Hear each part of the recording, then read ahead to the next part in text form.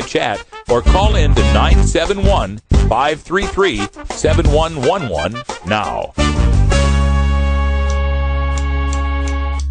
Well, I got the perfect day to have Dr. Mitch here because I need a doctor. I got a rhinovirus from hell, Dr. Mitch. What do I do?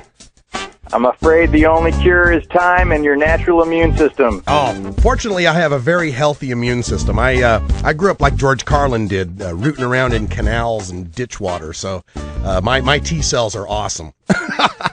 They had to get tough or die. Yeah, I guess so.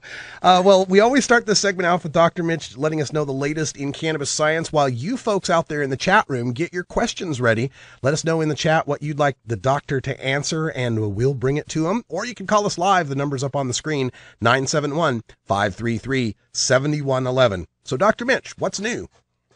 Well, there's a new paper coming out in this journal, Comprehensive Psychiatry, called Cannabis Use and Cannabis Use Disorders Among Individuals with Mental Illness. This journal has kind of wronged us in the past, and I feel like we're in a situation where things are getting a little overstated. So some researchers out of Israel actually looked at some data from the U.S. and are affiliated with Canada. So this couldn't be more international than it possibly could be. Unfortunately, the publicity around it is saying that basically people who use cannabis or who have cannabis use disorders are 10 times more likely to have mental illness. In fact, when you look really closely and control for other substance abuse problems, there may be a 3 times factor for people being more likely to have mental illness, and it all looks like self-medication because it's all correlational. So I just want folks to be ready to defend our side when this happens. So anybody who's going to turn this into marijuana causes mental illness, that's really not the case. Lots and lots of mentally ill people smoke pot, but this is no evidence that pot causes mental illness. Right. And Christine Tatum is one of them who've jumped on this. I mean, with the news that we got out of Denver, we had the shooting, and then there was also with the Boston bombing suspects being called potheads, that some of these prohibitionists, some of these drug rehab people are jumping right on it saying, see, we need to ask more questions about the link between pot and psychosis. To me, I see 2 guys suspected of terrorism out of 2 million daily tokers as a literal 1 in a million chance. I couldn't have done the math better myself. It's so when they bring up this pot and psychosis thing, what's a quick way that our listeners, because this is going to get brought up in their conversations, what's the quick way they can debunk this that people will understand? Marijuana doesn't cause psychosis, but a lot of psychotic people do use pot. If you think about if you were hearing voices or having disturbing thoughts, what might you do? You'd try to medicate one way or another. Here's an opportunity to use it without having to tell your doctor about these symptoms for fear you're going to end up in the mental hospital, and a chance to actually alleviate some of these, because we're finding with the high cannabidiol strains, this actually does decrease some of the magical ideation and psychotic symptoms. So I can't say I blame anybody for doing this themselves. All right. There was another study that I found, and this was coming out of South Africa, I believe. Times Live out of South Africa brought this up, and the headline just caught my eye. It said, "Cannabis pill better than smoking for pain relief." And it says, neuroscientists in the United States have now carried out what they say is the first scientific study to compare pain relief between smoked marijuana and pills with THC. Ziva Cooper and Margaret Haney of Columbia University, they had 15 males, 15 females, who were all daily cannabis smokers. They had a chance of either smoking pot, taking a pill, taking a placebo. They did the cold presser test, and they found that the pot smokers and the pill takers both were able to withstand the pain better, but the pill takers even more so. I'm wondering if you saw that study and what you think of it. I did, and I love Meg Haney, and I mean, she's got to do what she can to keep the lab funded, but even she knows this is stupid. What we should have done is compare the THC pill to Medibles, and then, of course, if they're both orally administered, what a surprise, they're both going to do well for a long time. The idea that the smoked cannabis didn't last as long, so therefore the pill is better, is really comparing apples and oranges. We all know that eating a brownie lasts a lot longer than taking a toke. This is really not news. Yeah, and they also made a note here in the report that this was of all daily cannabis smokers, so they didn't know how it would turn out with people who weren't daily cannabis smokers, and my thought was, well, probably the same. I gotta say, people who use cannabis every day are just like everybody else. Yeah, there we go. All right, so let's go to our chat room here at ustream.tv. You can also find it at 420radio.org. Just click on the chat link there by the player. And we've got all sorts of folks in the chat room here that are looking for answers to their questions. We've also got our phone line open at 971-533-7111. And one of the questions that we get quite often has to do with the emerging knowledge of CBD and how useful it may be, or it is, with respect to many of these medical conditions. Are there other new, well, maybe not new, but new attention to other cannabinoids for specific medical purposes that we haven't heard about? It's been unfortunate. There are at least 64 cannabinoids unique to the plant. Cannabinol is one that's been getting some attention, but again, it's not available easily for research, in part just because it's not clear exactly what it does.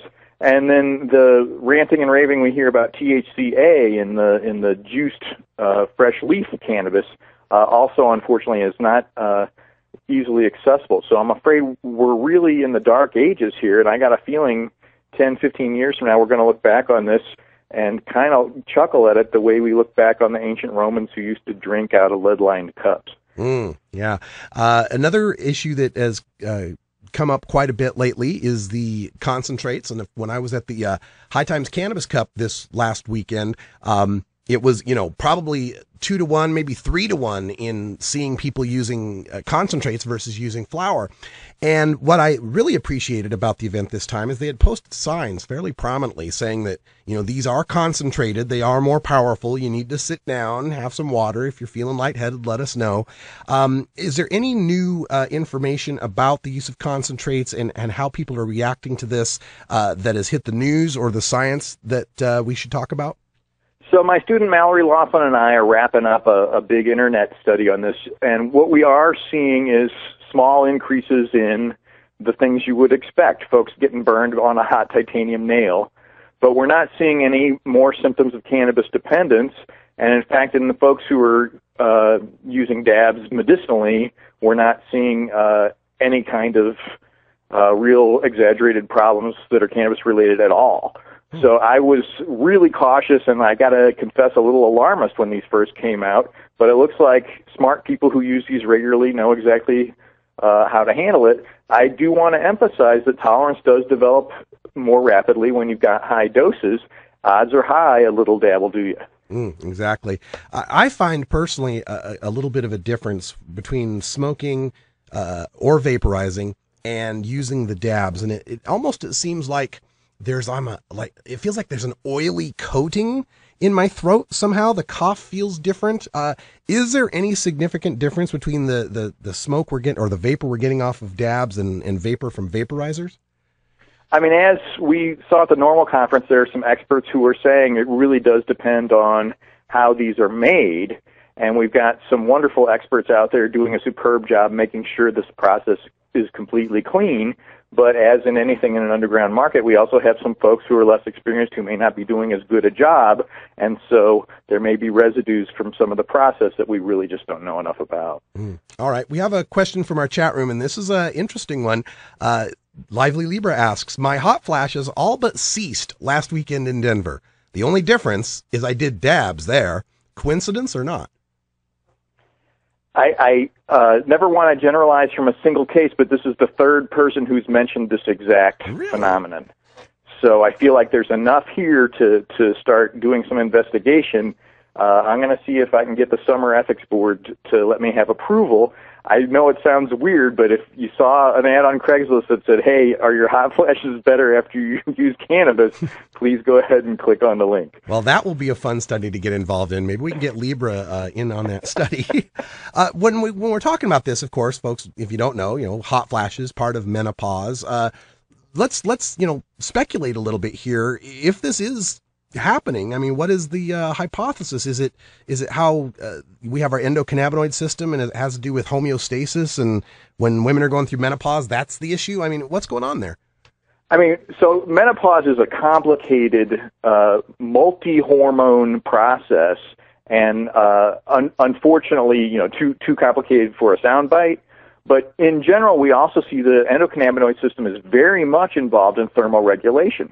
So you've got luteinizing hormone in particular, a whole bunch of other hormones that seem to have some relation to cannabis use being affected, and literally the ultimate thermoregulator, if you will, in a sense, in an effort to treat that.